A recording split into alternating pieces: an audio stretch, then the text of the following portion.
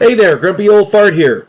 Be sure to check me out over on Rumble. There you'll find all of my stuff from YouTube, plus my political and social commentary and weekly current events, which YouTube frowns on. Links to my Rumble channel as well as my other YouTube channels and links to let you order my books are in the description of this video. If you enjoy my content, please like, subscribe, share, and comment. I welcome your comments, even if you disagree with me. Now, on with the video. Hey there, Grumpy Old Fart here. I'm doing an Unexplained Artifacts video on giant implements. Before I get into this video, however, I'd like to tell you about a new book that I just got published called The House Off Farrago Road. It is available on Amazon.com. The author's name is H.L. Anderson. It's there along with my other books, Drifters, the 1, 2, and 3, The Righteous President, and Vanguard One. Forgot the name of my own book. It's amazing. Anyway, Farrago Road, the House Off Farrago Road is just a fun story about a house where the denizens are not quite normal.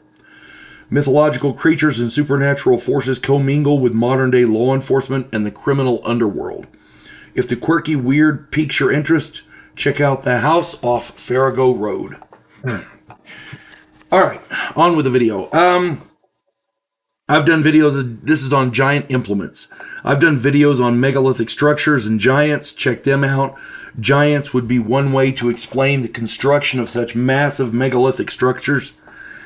In this video, I'd like to discuss some evidence suggesting that giants were indeed real. There are artifacts being found all over the globe which are far too large to be used by normal human beings. The first one I'd like to discuss, there's at least 3 of them, the Minoan axes. They were found on the island of Crete. These axes are far too large to be wielded by any human being. They're double-bladed axes resembling the classic battle axes, except they're freaking huge. Archaeologists claim that these are agricultural implements used in harvesting. But unless the ancient Minoans had a large machine to fix these two, that explanation simply does not hold water. It's not feasible. They're too large for any person to wield, even as a farm implement. Others seem to think that they were created as representations of weapons of the gods, and I could kind of see that, except that most times you see them as stone implements, or in pictures, something like that. I can't imagine somebody forging an item this big to have it sit on a wall. I'm sorry, that in ancient times when these things were created, people didn't have a lot of time to waste on frivolities. If you're going to make something that represents the weapon of the gods, make it out of stone. It's a heck of a lot easier. Make it out of, carve it into the side of a building or something. That's cool. I get that. Because the ancient Greeks were big into art and philosophy, and they had time for leisure stuff. I get that. But have a smith to create this thing? No, I'm sorry. That's a bit much for me to swallow. And the second one that I'm going to discuss is even worse. It's a cool artifact, and I'm not disparaging the artifact or the people who made it. I'm saying that particular explanation does not hold water with it. What I'm going to talk about here is the Norimitsu Odaichi.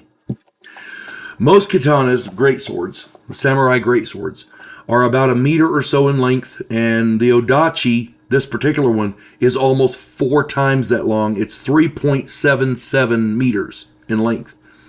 This huge sword weighs in at 14.5 kilograms. A person could probably pick it up. A person is not going to wield it in battle. This thing is freaking huge. You couldn't wear it on your back. You'd have to have 2 people carry it to the position, and then one guy get one good swing, and then that's it. You're done. It's stupid. There is absolutely no way this sword could have been used by a normal-sized man. This thing is massive. It's just about 10 or 12 feet long. I'm just saying. I would imagine that ancient peoples could have created these as works of art, but that seems like an awful lot of work for an art piece. Somebody made the suggestion that they created this particular sword to prove their smithing capabilities, and I get that. In honor is a big thing in the ancient Japanese world, medieval Japan, but it's crazy. This sword was forged in the 15th century. That's in the 1400s. These items are functioning weapons. The odaichi is a fully functioning weapon forged with folded metal, and it was tempered. To me, that says that someone intended to use this thing in battle. If you make a sword and you temper it, properly, yeah, you're intending to use that thing. Otherwise, it's an ornamental thing you hang on the wall. This thing was folded, made with folded metal. It was forged properly. It's tempered. It's even sharp. And someone intended, to me, that says someone intended to use it. It's not meant to hang on the wall. These weapons seem to have been intended for combat, which begs the question, by who? Stories abound, from Patagonia to Europe to Russia to the Middle East. The Kandahar giant looked that one up. The Patagonian giants looked that one up. Africa, China. I mean, it's all over the world. They're reporting, even in the United States, they're reporting giants. The American Indians, the Lovelock Cave, go check that out. My point is, if these giants did exist, they had to, and in those times, they probably had weapons. Maybe these are holdovers. That's all I'm saying. And in the Minoan culture, an axe was a hell of a good weapon. So keep that in mind. And maybe this huge giant was made a samurai, which means he needed a samurai's weapon. I'm just saying. Anyway, do your own research. If you have comments or if you think I'm wrong, even put it in the comments. I'm glad to read it. Everybody else would be too. Hope this finds everybody well. You folks have a good one. God bless one and all. Clarissa Lowe, a historian from the future.